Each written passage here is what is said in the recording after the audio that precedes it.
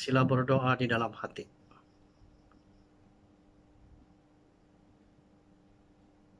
Haleluya, amin. Dalam nama Tuhan Yesus Kristus, memulakan kebaktian hari Sabat, sama-sama kita memuji Tuhan, Kidung Rohani nomor 131, 131.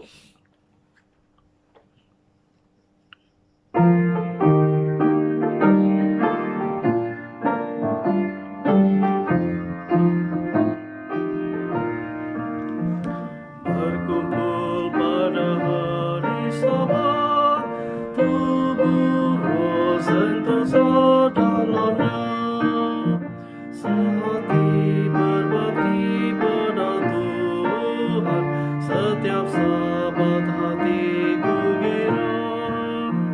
Marilah datang kumpul di hadiratnya, bernyanyi, berbakti, berdoa. Umat suci semua menyembahnya, tubuh roh sentosa dalamnya. Marilah kuduskan Sabatnya, jangan kerjakan hal duniawi. Jagalah langkah dan perkataan, segala hal turutlah perintahnya. Marilah datang kumpul di hadiratnya, bernyanyi, berbakti, berdoa. Umat suci semua menyembahnya, tubuh roh sentosa dalamnya. Giatlah bekerja untuknya, bersandar pada kuasanya. Beritakan Injil keselamatannya, dengan senang memuji namanya. Marilah datang kumpul di hadiratnya, bernyanyi, berbakti, berdoa. Umat suci semua menyembahnya, tubuh roh sentosa dalamnya. Sebelum kita sama-sama belajar firman Tuhan, terlebih dahulu mari kita sama-sama berdoa. Dalam doa ini kita memohon Tuhan Yesus memimpin kita dalam kebaktian hari Sabat. Semoga Tuhan memberikan berkat kepada kita semua. Mari kita sama-sama berdoa kepada Tuhan.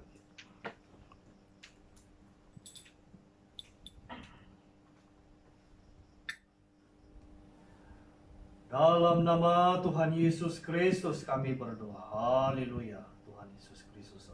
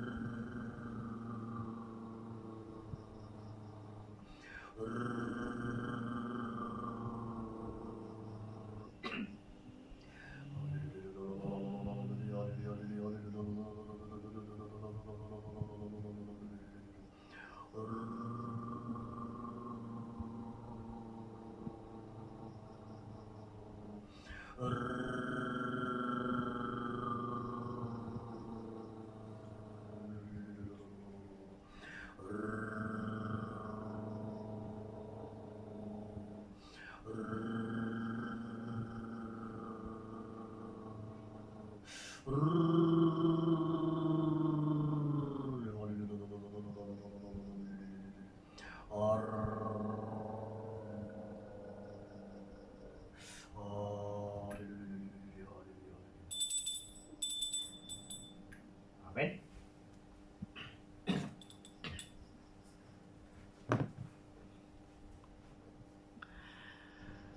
Dalam nama Tuhan Yesus Kristus menyampaikan firman Tuhan.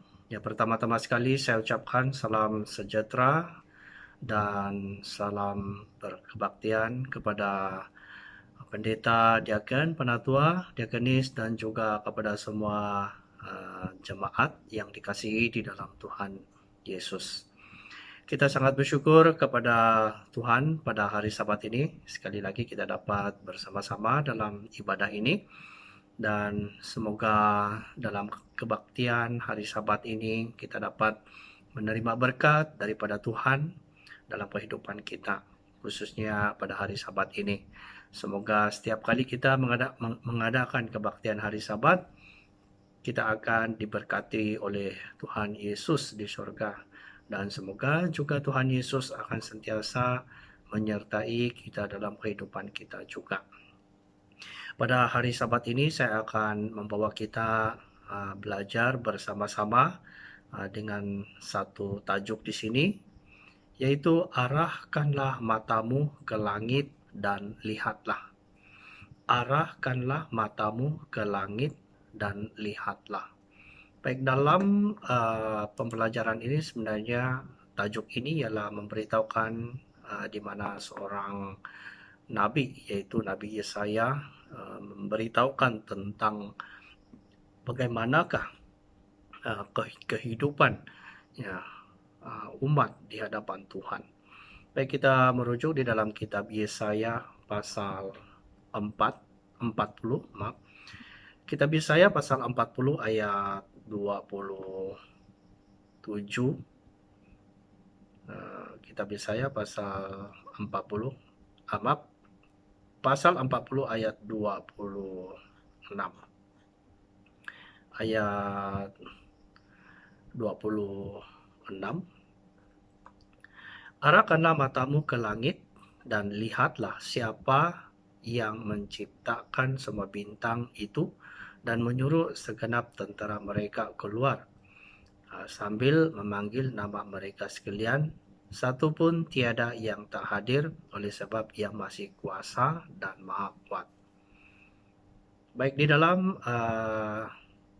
di pasal 40 ayat 27, di sini memberitahukan kepada kita di mana menyuruh kepada kita mengarahkan mata ke langit dan lihat siapa yang menciptakan semua bintang itu. Sebenarnya Nabi Yesaya ini sebenarnya memberitahukan tentang satu perkara di mana Tuhan menyatakan nubuat-nubuat ini supaya memberi pengharapan dan penghiburan kepada umatnya selama mereka tertawan di Babel 150 tahun sesudah zaman Yesaya. Karena ada satu ketika umat Israel ditawan di Babel dan mereka hidup di dalam pembuangan selama 70 tahun. Karena disinilah ya Tuhan juga memberi penghiburan kepada mereka. Dan orang yang tertawan ini adalah mereka yang dilindungi oleh Tuhan. Karena yang tidak dilindungi oleh Tuhan itu telah dibinasakan oleh Tuhan dalam penawanan pada waktu Babel ya datang untuk menyerang ya di Yerusalem.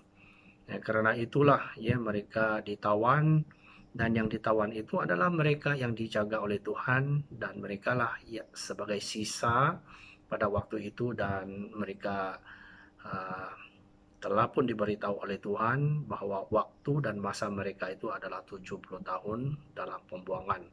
Ia telah menyatakan melalui nabi ya seperti Nabi Yesaya ini.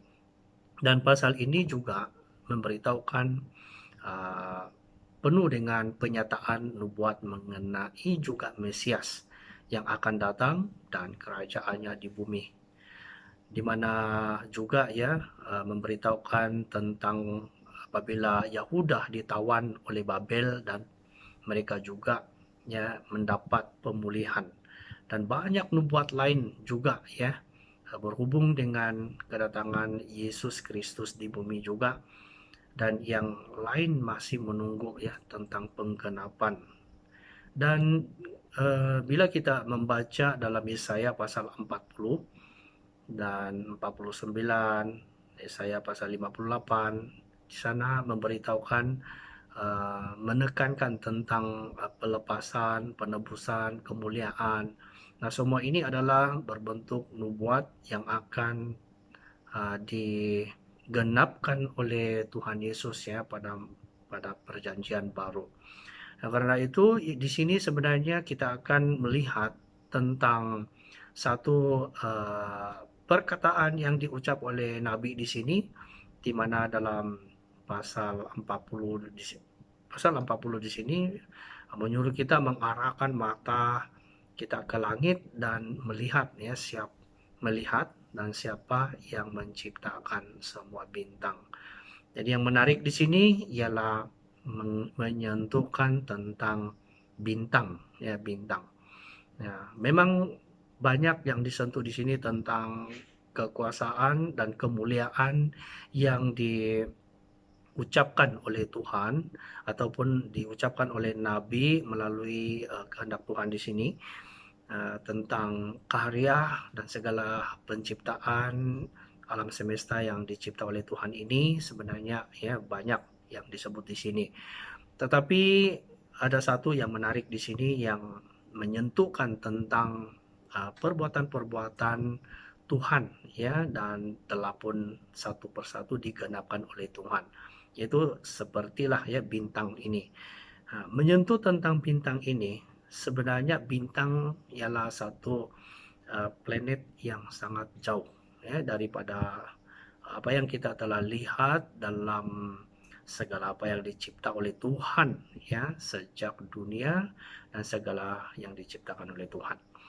Karena dalam kitab Kejadian pasal 1 itu menceritakan tentang hari penciptaan. Ya, Tuhan mencipta banyak ya benda-benda yang telah dicipta oleh Tuhan dalam alam semesta, dan juga termasuk bumi dan segala isi bumi ini.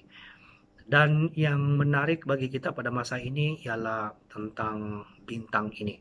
Karena kebanyakan planet seperti matahari, bulan, dan juga bumi yang kita lihat ya pada masa ini adalah dicipta oleh Tuhan dalam bentuk yang lebih kurang boleh dihitung. Ya. Tetapi bagi bintang ini kita tidak dapat mencapai sesuatu objek yang benar. Ya, bagaimana rupa bentuk bintang itu kita pun tidak berapa pasti, sebab kita tidak dapat sampai kepada tempat itu. Ya, karena dia sangat jauh, dan jikalau dibanding dengan planet yang lain seperti bulan, matahari, sebenarnya itu masih boleh dilihat ya, dia ada satu bentuk yang bulat dan ada cahaya. Tetapi dengan bintang ini kita melihat bahwa ia seperti satu cahaya sahaja. Tetapi yang menghairankan bagi sains ialah ia adalah satu juga planet yang mungkin sama seperti bentuk bumi dan matahari dan bulan yang bulat. Tetapi kita tidak dapat membuktikan, manusia tidak dapat membuktikan karena manusia tidak dapat sampai ke tempat itu. Karena sekalipun menggunakan kelajuan yang begitu laju untuk pergi ke tempat itu, tetapi belum tentu boleh sampai. Karena ia sangat jauh, tetapi yang menghairankan cahayanya boleh sampai ke bumi. Ya, bagaimana cahayanya boleh sampai ke bumi? Tentulah bintang ini satu planet yang besar. Dia tidak sebesar seperti bumi. Mungkin lebih besar daripada bumi karena masih boleh melihat cahayanya. Tetapi saintis ya pernah mengkaji mungkin jaraknya ya sudah sampai tahap yang sangat jauh ya, berbilion-bilion jaraknya.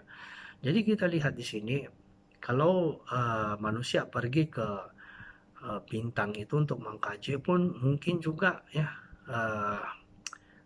pandangan itu sedikit boleh diterima juga, mungkin mengambil masa yang begitu agak panjang ya.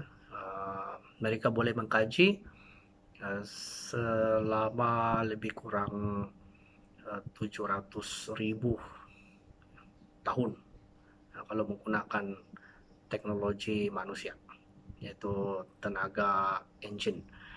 Jadi sampai tua pun manusia tidak akan sampai ke bintang.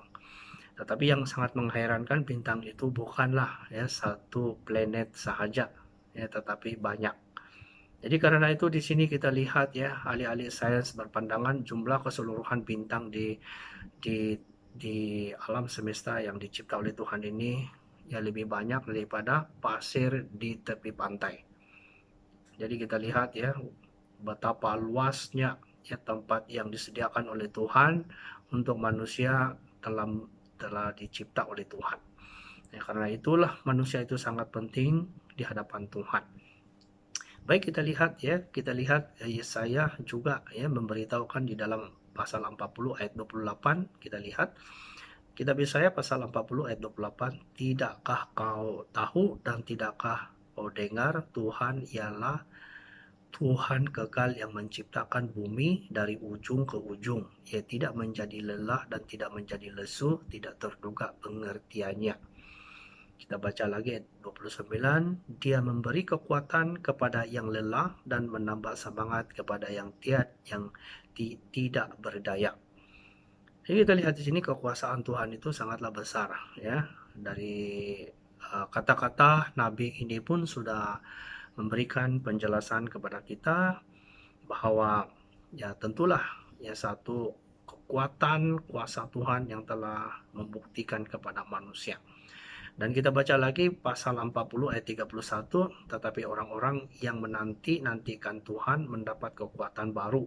Mereka seumpama Raja Wali yang naik terbang dengan kekuatan sayapnya. Mereka berlari dan tidak menjadi lesu, mereka berjalan dan tidak menjadi lelah.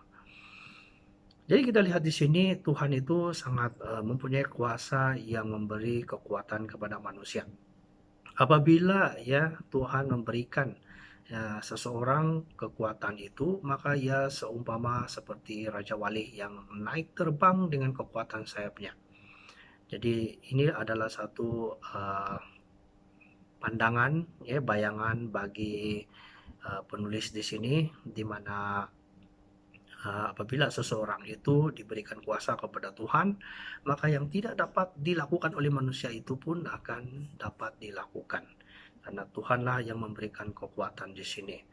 Baiklah, seterusnya kita lihat dari segi isi kandungan ya, dari segi mengapa kita harus mengarahkan mata kita ke langit ya untuk melihat di sini. Sebenarnya ya melihat di langit itu adalah sesuatu yang sangat uh, memberikan pengajaran kepada kita. Ya, kadangkala apabila seseorang itu menghadapi masalah dalam berbagai masalah dalam kehidupan, maka ada kalanya dia akan teringat Tuhan. Ya, dia akan teringat Tuhan dan dia sudah tentu bahwa Tuhan itu bukanlah diam di bumi, tetapi dia diam di surga. Sebab bumi ini ialah tempat meletakkan kaki Tuhan untuk melakukan pekerjaan, membantu kita melayani bersama-sama, kita bersama-sama dengan Tuhan ya pada masa ini. Sekalipun Tuhan sentiasa menyertai kepada kita di dunia dalam kehidupan kita, tetapi sebenarnya ya Tuhan itu sebenarnya diam di surga. Karena itu setiap orang yang ada masalah dalam kehidupan, ada kalanya ia akan memandang ke atas. Dan inilah yang sebenarnya yang kita kena perhatikan dalam kehidupan kita.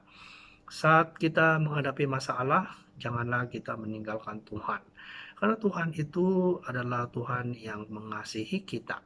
Jadi kita lihat di sini, mengapa kita harus ya mengarahkan mata kita ke langit dan melihat ya sesuatu di atas. Mengapakah kita harus mengarahkan mata kita ke langit ini? Apakah yang ada di atas itu? Baik, kita lihat ya dalam Injil Matius pasal 13 ayat 14 hingga ayat 17. Injil Matius pasal 13 ayat 14 hingga ayat 17. Maka pada mereka genaplah nubuat Yesaya yang berbunyi, kamu akan mendengar dan mendengar namun tidak mengerti, kamu akan melihat dan melihat namun tidak menangkap. Sebab hati bangsa ini telah menebal dan telinganya berat mendengar dan matanya melekat tertutup, supaya jangan mereka melihat dengan matanya dan mendengar dengan telinganya dan mengerti dengan hatinya, lalu berbalik sehingga aku menyembuhkan mereka. Tetapi berbahagialah matamu karena melihat dan telingamu karena mendengar. Sebab aku berkata kepadamu, sesungguhnya banyak nabi dan orang benar ingin melihat apa yang kamu lihat tetapi tidak melihatnya, dan juga mendengar apa yang kamu dengar tetapi tidak mendengarnya. Di sini Tuhan Yesus sendiri ya memberitahukan kepada orang-orang Yahudi ya dan juga bersama dengan murid-muridnya, di mana dia menyentuhkan sesuatu yang pernah diucap oleh Nabi, di mana di sini ya Tuhan Yesus ya memberitahu sebab hati bangsa ini telah menebal. Jadi karena itulah Tuhan memberikan ucapan ini dalam bentuk perumpamaan. Dia memberikan sesuatu message ya, yaitu peringatan kepada orang-orang Yahudi supaya mereka dapat menyadari ya sesuatu yang dimaksudkan oleh Yesus di sini. Karena ya di sini Yesus mengatakan sebab hati bangsa ini telah menebal. Mengapa? Sebab Nabi Yesaya juga pernah ya bernubuat, kamu akan mendengar dan mendengar namun tidak mengerti, kamu akan melihat dan melihat namun tidak menangkap. Jadi sampai kepada zaman Yesus pun sama juga ini orang Yahudi, mereka tidak ya menangkap maksud Tuhan. Sedangkan Yesus itu sudah mempergunakan berbagai mukjizat kepada mereka untuk memberikan keyakinan, dan mukjizat itu sebenarnya memberikan pengenalan ya terhadap umat ya dan juga kepada manusia di dunia ini ya untuk mengenali Tuhan Yesus, bahwa Yesus adalah Tuhan ya yang datang dari surga.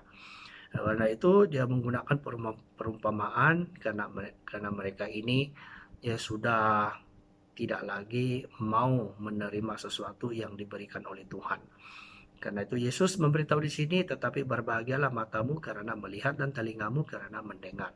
Jadi ini tentulah mereka yang melihat perbuatan-perbuatan ajaib yang dilakukan oleh Tuhan seperti mukjizat-mukjizat, dan percaya dan mendengar segala sesuatu yang diucapkan oleh Tuhan. Dan di atas itu juga ya kita dapat membuktikan bahwa apa yang ada di atas juga Yesus pun pernah ya memperlihatkan murid-murid ya pada waktu dia terangkat ke surga. Ya, kita lihat Markus pasal 16 ayat 19 hingga 20. Injil Markus pasal 16 ayat 19 hingga ayat 20. Sesudah Tuhan Yesus berbicara demikian kepada mereka, terangkatlah ia ke surga, lalu duduk di sebelah kanan Tuhan. Mereka pun pergilah memberitakan Injil ke segala penjuru, dan Tuhan turut bekerja dan meneguhkan firman itu dengan tanda-tanda yang menyertai mereka. Ini juga ya membuktikan bahwa apa yang ada di atas itu itulah ya surga. Laluan untuk kembali kepada Tuhan. Nah, kadang-kala kalau kita menafsirkan dari segi sesuatu yang nyata, yang logik, pada waktu Yesus terangkat ke surga, dia terangkat dan murid-murid melihat sampai ke awan. Dan pada masa ini, awan ini manusia pun boleh sampai ke awan dengan menaiki pesawat, ya, dan akan dapat menyaksikan bagaimana keadaan di awan. Adakah di awan itu sudah sampai surga? Nah, itu kita tidak tahu, karena itu adalah satu laluan, ya, untuk pengenalan bahwa Tuhan ada di atas. Sekalipun bumi ini bulat dan kita lihat ada di atas, ada di bawah, sebenarnya itu adalah sesuatu yang dicipta oleh Tuhan. Di mana surga itu? Ialah di atas saja.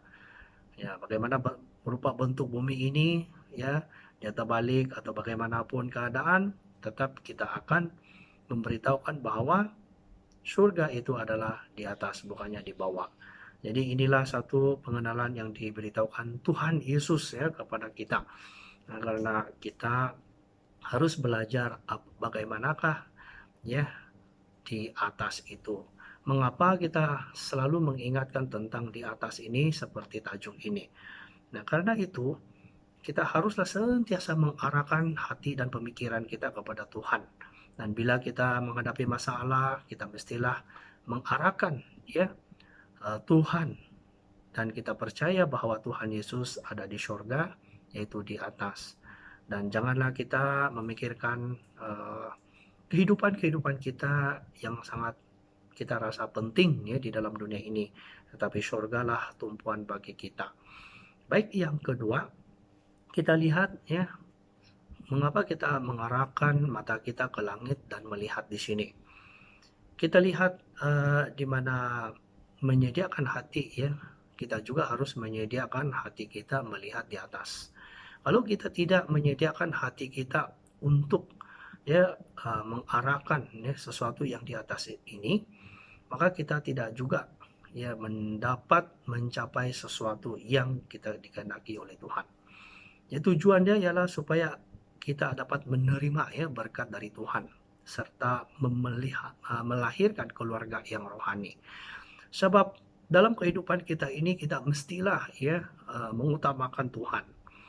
Ya, apa saja yang kita lakukan dalam kehidupan kita ini, maka Tuhanlah yang pertama. Sebagai contoh ya, sebagai contoh.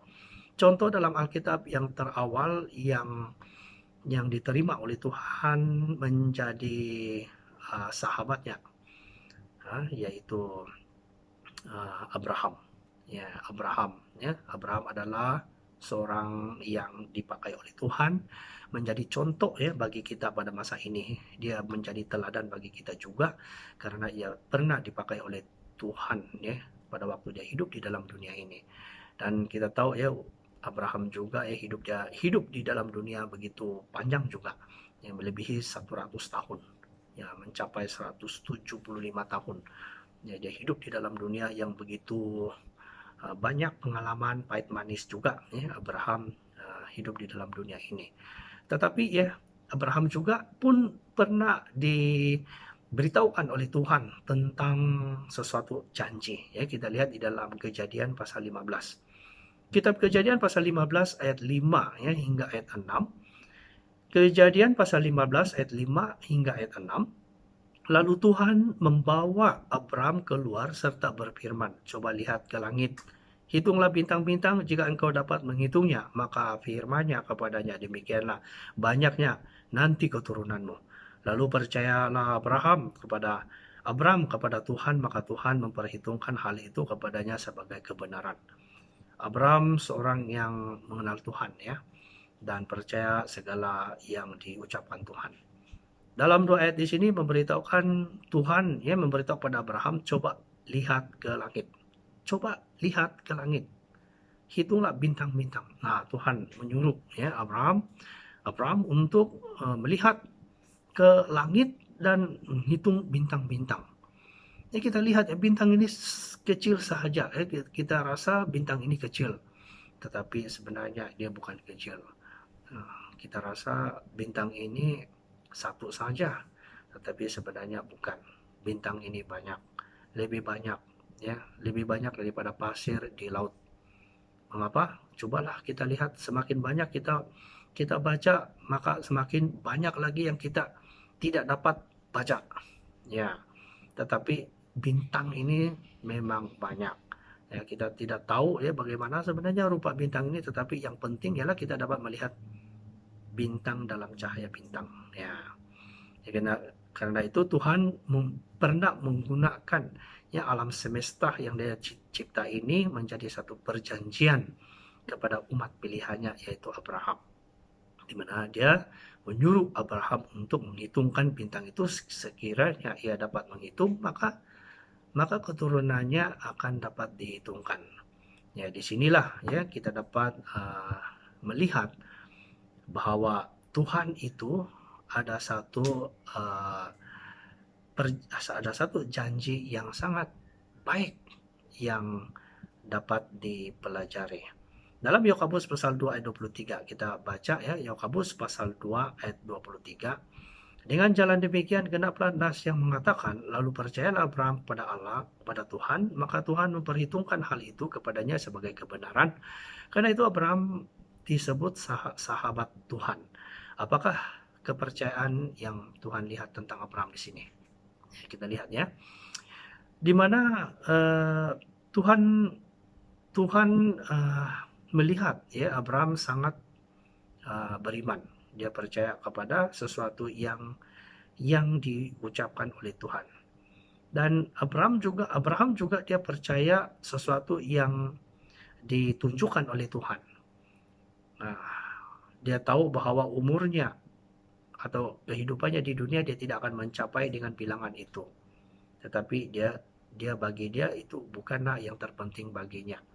Tetapi yang terpenting ialah rencana Tuhan dalam dunia ini sebenarnya rencana penyelamatan, bukannya rencana untuk bertanding dengan orang-orang dunia yang tidak mengenal Tuhan untuk siapakah bilangan, ya, siapakah keturunan yang mempunyai bilangan yang banyak. Bukanlah itu maksud Tuhan.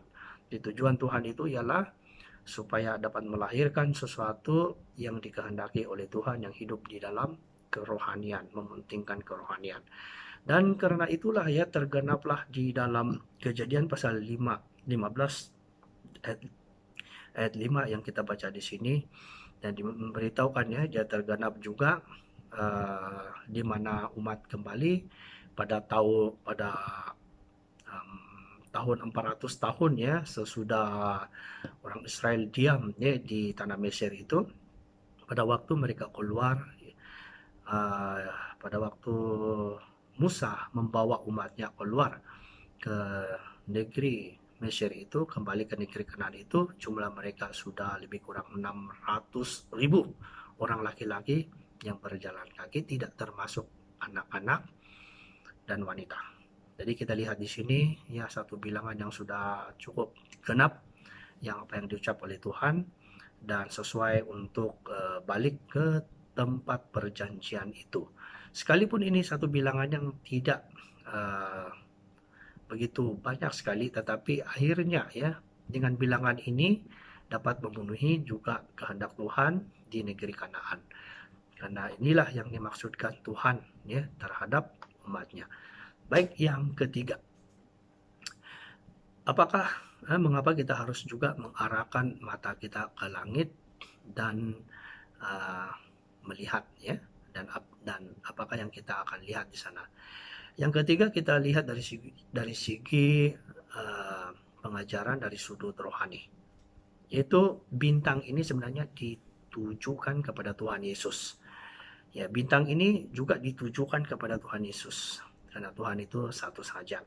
Ya, melalui kelahiran juru selamat maka semua orang memperoleh keselamatan. Dan Tuhan Yesus juga memberi perintah kepada murid-murid ya untuk memberitakan Injil. Mengapa? Supaya agar memperoleh hidup yang kekal, ya, menjadi satu pekerja yang menjadi penjala manusia. Jadi apabila ya semua ini akan dilakukan pada waktu pemberitaan Injil ya, mulai daripada rasul-rasul, maka tergenaplah yang dimaksudkan di dalam kitab Yesaya pasal 2 ayat 2. Kita rujuk ya, kitab Yesaya pasal 2 ayat 2. Akan terjadi pada hari-hari yang terakhir, gunung tempat rumah Tuhan akan berdiri tegak di hulu gunung-gunung dan menjulang tinggi ke atas bukit-bukit. Segala bangsa akan berduyun-duyun di sana. Segala bangsa.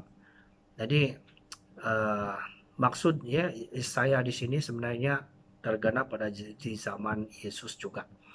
Dan juga ya pada akhir zaman kita pada masa ini pun ya sudah mulai banyak orang akan mencari kebenaran yang benar-benar yang boleh menyelamatkan rohani. Jadi di zaman Yesus pun pernah ya pada waktu dia memulai pemberitaan Injil itu banyak orang percaya ya, membaptis lebih kurang 3.000 orang, dan murid-murid juga ya membaptis di Sungai Yordan, dan banyak orang bertobat dan bilangan yang begitu banyak ya, membaptis dengan jumlah yang ramai ya. Kalau masa zaman kita ini kita membaptis paling ramai 10 orang ya, kadang-kadang 1 orang, 2 orang, 3 orang, 20 orang, paling ramai kita dapat membaptis, dan sekali kita membaptis pun 20 orang saja. Ya, itu pun kita rasa sudah berpuas hati ya, sudah banyak kita sudah dibaptis, membaptis. Sebenarnya itu satu pencapaian yang tidak memuas bagi Tuhan. Nah, sebab kita ya di zaman yang baik sebenarnya boleh memperkembangkan lagi pemberitaan Injil ini. Kita sangat bersyukurlah kepada Tuhan Yesus ya, di zaman kita ini yaitu teknologi sudah maju, dan pada masa ini ketika wabak datang melanda di seluruh dunia, dan mulailah kita tidak dapat bebas ya, dan terlebih juga ya khususnya dari segi ibadah kita ini, maka ibadah kita pun dihadkan, tidak dapat lagi, buat masa ini kita tidak dapat berkumpul bersama-sama di dalam rumah Tuhan. Ya, bagaimana kita harus menyampaikan firman Tuhan ini dan memberitakan Injil. Sedangkan gereja ialah tempat kita memberitakan Injil sebenarnya.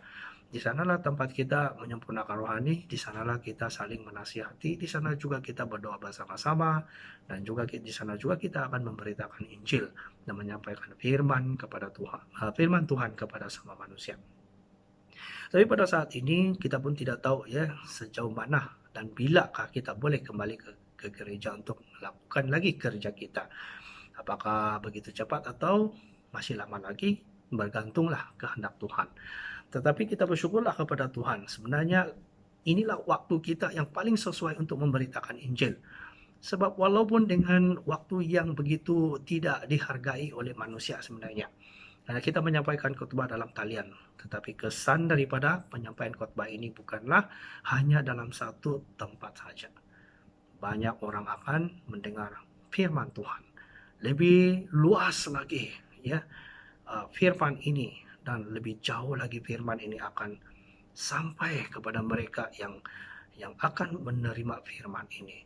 Kita menyampaikan firman Tuhan ini bukanlah sesuatu untuk menyenangkan kepada semua orang, melihat sesuatu yang baik dan menceritakan sesuatu yang demi kebaikan dalam jasmani. Tetapi sebenarnya ialah sasaran kita ialah memberitakan Injil. Semoga dalam sepanjang kita menyampaikan firman Tuhan dengan menggunakan talian online ini, semoga sedikit ya mendapat menyampaikan kepada mereka yang benar-benar mencari Tuhan. Jadi karena itu kita lihat di sini sangat pentinglah ya melahirkan manusia di dalam kerohanian. Jadi bintang ini sebenarnya ya adalah sesuatu yang telah pun ya diceritakan di dalam firman Tuhan seperti Tuhan Yesus. Kelahiran Tuhan Yesus juga pun ada orang Majus yang telah melihat bintang ya, satu tanda mukjizat ya, satu penglihatan ajaib. Ya, satu penglihatan ajaib yang mereka telah lihat. Nah, kita lihat ya di dalam kitab Injil Matius pasal 2 ayat 1 hingga ayat 2. Injil Matius pasal 2 ayat 1 hingga ayat 2. Sesudah Yesus dilahirkan di Betlehem di tanah Yudea pada zaman Raja Herodes, datanglah orang-orang Majus dari timur ke Yerusalem dan bertanya-tanya di manakah dia raja orang Yahudi yang baru dilahirkan itu. Kami telah melihat bintangnya di timur dan kami datang untuk menyembah dia. Nah, kita lihat di sini ya, orang Majus. Orang Majus ini ya bukan orang Yahudi. Ya, mereka ini dari timur. Mereka melihat bintang. Bintang itu banyak, tetapi kenapa ada satu bintang yang mereka kenal? Nah, sudah tentu mereka ini adalah, kalau kita pada zaman kita, mereka ini kita panggil ahli saintis, ya, pengkaji bintang. Saintis ini dia banyak jenis kebolehan, dia ada yang mengkaji bintang, kaji bintang, dan juga mengkaji berbagai jenis apa yang ada di dalam dunia ini. Sudah tentu mereka ini adalah orang yang tahu mengkaji tentang bintang ini, dan mereka pula ya mempunyai pandangan yang tepat, di mana apa yang mereka pikir itu adalah sesuatu yang benar-benar terjadi.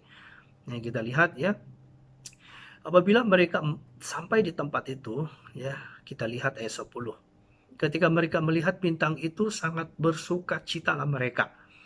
Maka masuklah mereka ke dalam rumah itu dan melihat anak itu bersama Maria ibunya, lalu sujud menyembah dia. Mereka pun membuka tempat harta bendanya dan mempersembahkan persembahan kepadanya, yaitu emas, kemayan, dan mur.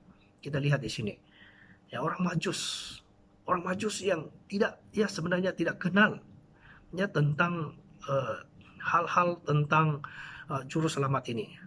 Nah, tetapi dia percaya bahwa bintang ini adalah sesuatu yang datang dari Tuhan.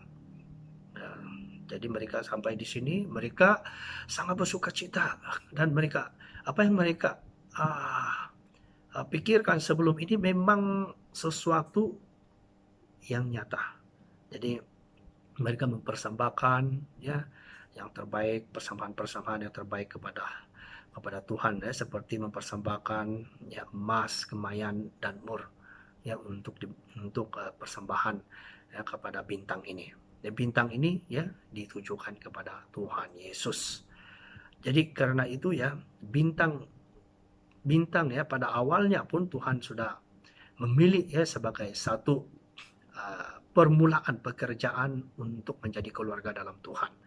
Jadi semoga ya kita juga dapat melahirkan ya banyak bintang-bintang di dalam kehidupan ya, di dalam kehidupan di zaman ini.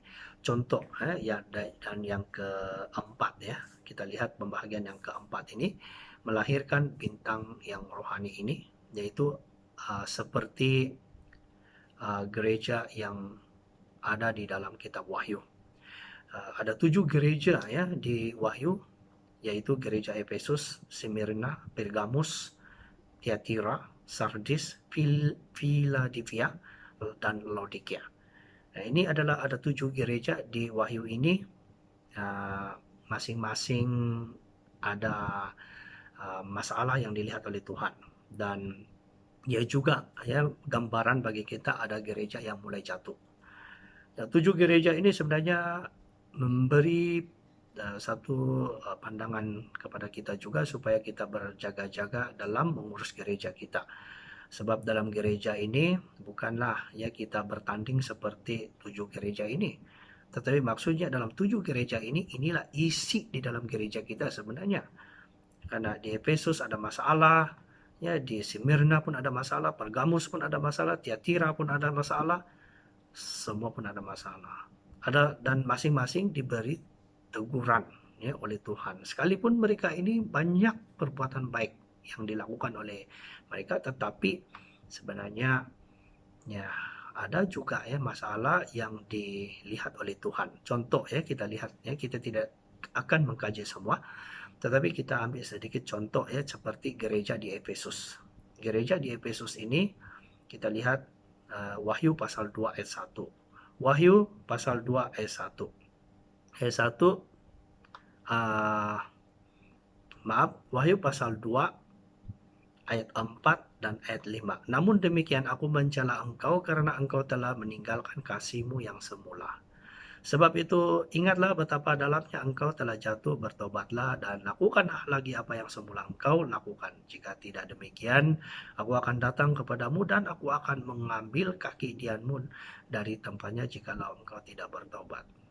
Ini di ayat 4 dan ayat 5. Gereja Efesus ada masalah di sini. Nah, mereka juga ya, Tuhan sebenarnya dia tahu pekerjaan mereka. Nah, tetapi ya ada satu masalah, mereka kekurangan kasih, meninggalkan kasih. Jadi Tuhan Yesus menyuruh mereka harus ya mendapat kasih itu. Ambil lagi kasih yang semula itu. Dahulu punya kasih macam mana? Mula-mula kita percaya Tuhan, kita sangat ya mengasihi. Jadi kita kembali kehidupan itu. Jangan kita berubah. Kalau kita berubah, maka Tuhan ya tidak senang hati melihat kita. Dan ia juga dipandang oleh Tuhan ialah perbuatan dosa. Ya, karena itu Tuhan Yesus menyuruh kita bertaubat. Jangan teruskan kelakuan kita yang tiada kasih. Pada masa ini, dalam krisis menghadapi wabak ini, banyak masalah jemaat juga. Mungkin ada jemaat yang tidak ada, mungkin ada jemaat kita yang menghadapi masalah dari segi ekonomi. Jadi kita saling memperhatikan mereka. Jangan hanya kita sendiri sahaja yang menjaga diri kita sendiri untuk supaya kita tidak ya turut sengsara dalam menghadapi masalah ekonomi, menghadapi wabak ini. Tetapi kita haruslah juga ya kepada orang lain, terutamanya jemaat. Ya, jemaatlah yang terpenting sesama kita. Ya, mereka juga sama seperti kita memerlukan keperluan dalam kehidupan seharian. Mungkin ada jemaat juga yang akan jatuh sakit di masa ini. Kita pun tidak tahu. Sekadar kita mendoakan, tetapi belum tentu ya sesuai kehendak Tuhan. Jadi kita harus memperhatikan sebaik-baik ya, mengarahkan kehidupan mereka supaya kita dapat mensasarkan kehendak mereka sendiri. Nah, semoga kita juga akan dapat ya hidup bersama-sama dengan mereka. Baik, yang terakhir kita lihat ya dalam kesimpulan tajuk ini, yaitu mengarahkan mata kita ke langit untuk melihat, yaitu apabila kita melihat ke langit kita akan melihat bintang dan mengingat keturunan yang rohani. Itulah tadi ya dalam peristiwa seperti Abraham ya telah diberikan ya janji kepada Tuhan ya, di mana melihat bintang dan Tuhan menyuruh untuk menghitung bintang itu. Sekiranya dapat dihitung, maka keturunan akan dapat dihitung. Jadi itu sebenarnya ditujukan kepada kepercayaan kita. Iman kepercayaan kita di hadapan Tuhan itu mesti begitu. Ya, kita mestilah ya percaya pada Tuhan Yesus supaya Yesus akan memimpin kita. Dan yang kedua, ya satu kehidupan yang menceritakan tentang hal kerajaan surga, tempat hidup yang kekal itu. Sebab segala perbuatan-perbuatan yang dijanjikan oleh Tuhan bukan sekadar untuk kesenangan dalam dunia, tetapi sebenarnya untuk mencerminkan perbuatan karya di dalam Tuhan. Nah, seperti di dalam keturunan ya Abraham ini, tidak juga semua menjadi jahat di mata Tuhan. Ada juga yang baik, banyak juga yang baik, sepertilah ya keturunan Abraham mulai daripada Ishak, Yakub. Nah, kemudian lahirlah raja di zaman raja-raja seperti Raja Daud ya. dan juga di zaman Yesus ada 12 rasul, juga Yesus sendiri, dan juga zaman kita yang setia kepada kebenaran ini. Jadi semua ini ialah melahirkan bintang, ya, melahirkan bintang yang sehingga tidak dapat dihitung lagi bintang kita. Sebab kenapa? Sebab firman Tuhan ini akan disebarkan di seluruh dunia bersama dengan pekerjaan Roh Kudus. Jadi kita bersyukurlah kepada Tuhan Yesus, di zaman kita Gereja Yesus benar disertai oleh Roh Kudus, dan Roh Kudus memimpin kita. Dan kita haruslah hangat untuk mengikuti ya kehendak Roh Kudus itu, dan Roh Kudus itu akan memimpin kita untuk memberitakan Injil, untuk melahirkan bintang, yaitu gereja di seluruh dunia, itu gereja yang mempunyai kebenaran yang diberikan Tuhan Yesus ya, kepada kita.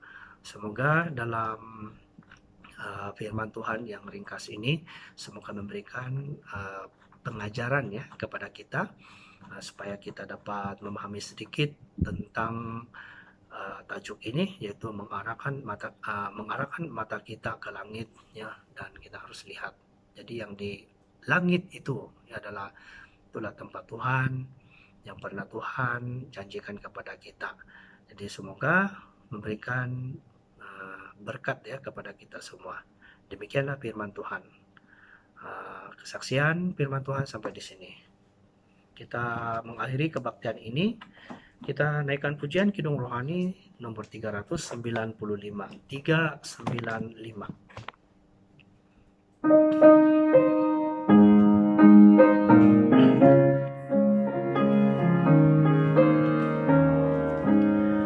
Ku menuju tempat tinggi, rohaniku makin tinggi. Ku naikkan doa tiap waktu, Tuhan teguhkan imanku. Mohon Tuhan teguhkanku, lebih dekat kepadamu, agar imanku berdiri di tempat yang lebih tinggi. Di dunia hidup cemas, tiada tempat yang tenteram. Walau semua cinta dunia, hanya surga tumpuanku. Tuhan teguhkanku, lebih dekat kepadamu, agar imanku berdiri di tempat yang lebih tinggi. Ku mau bebas dari dunia, walau iblis merintangku, karena imanku mendengar hidup syadu kirangkanku. Mohon Tuhan teguhkanku, lebih dekat kepadamu, agar imanku berdiri di tempat yang lebih tinggi. Menuju tempat tertinggi, ku pandang cahaya mulia. Kini rohku selalu mohon, Tuhan pimpin sampai syurga. Mohon Tuhan teguhkanku, lebih dekat kepadamu, agar imanku berdiri di tempat yang lebih tinggi. Kita bersyukur kepada Tuhan. Tiba masanya kita sama-sama berdoa. Dalam doa ini kita terus ya saling membantu doa sama kita, khususnya keadaan kita pada masa ini. Kita masih dalam tahap yang bahaya karena menghadapi wabak lagi, dan sekira wabak ini akan berhenti juga, tetapi di luar negara masih masih lagi dalam tahap yang bahaya. Jadi kita mendoakan semoga semua pemercaya dalam gereja kita dalam keadaan yang sehat, Tuhan melindungi, dan kita juga ya mendoakan supaya semua wabak di seluruh dunia akan berhenti dan semoga segalanya ya Tuhan Yesus akan memberikan berkat kepada kita semua. Mari kita sama-sama berdoa pada Tuhan.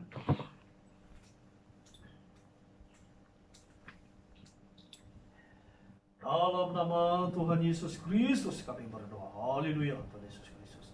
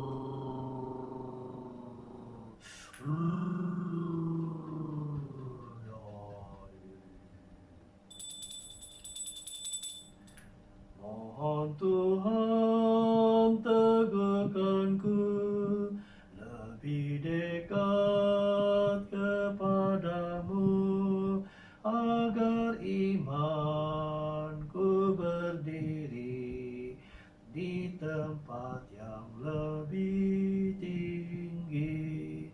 Mohon Tuhan teguhkanku lebih dekat kepadamu, agar imanku berdiri di tempat yang lebih tinggi. Amin.